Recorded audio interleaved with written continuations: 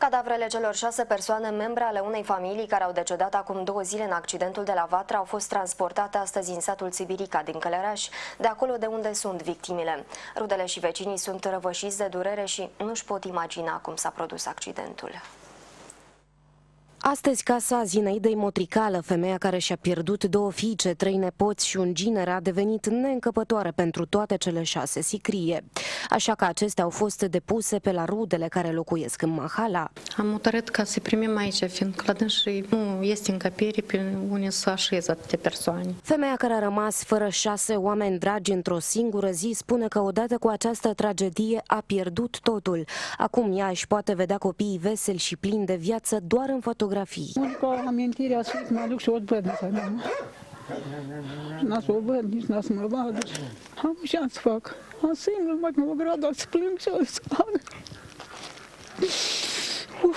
Cine mai stau la masă, cu cine să mai vorbesc, cu cine ne mai întâlnim. Eu am să mor și eu.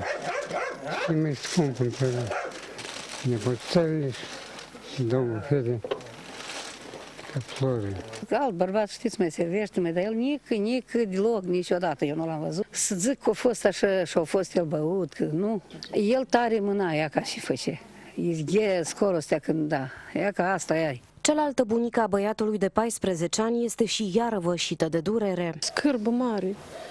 6 persoane și într-un accident n-am întâmplat niciodată. E nu e toată vremea la mâcă și tare ne-a iubit și noi l-am iubit că l-am crescut de mititel. De la cei 2 tineri de 14 și 17 ani și-au luat azi rămas buni și colegii de la liceul din capitală unde învățau. Același lucru l-au făcut și vecinii din blocul în care a locuit familia. Deci de la noi, familie frumoasă, stăruie pentru copilaj, pentru soții. Era stimător, foarte rău, îmi pare că o familie frumoasă era. S-o șters pe lumea asta. În tragicul accident de lângă Vatra au decedat 7 persoane, 6 dintre ei erau membrii unei familii. Șoferul mașinii în vârstă de 31 de ani, soția acestuia în vârstă de 22 de ani și 2 fetițe, una de 1 an și alta de doar o lună. De asemenea, în mașină se afla o tânără de 18 ani, care era soră cu femeia, dar și un băiat de 15 ani, nepotul acesteia. Cei 6 vor fi conduși pe ultimul drum sâmbătă.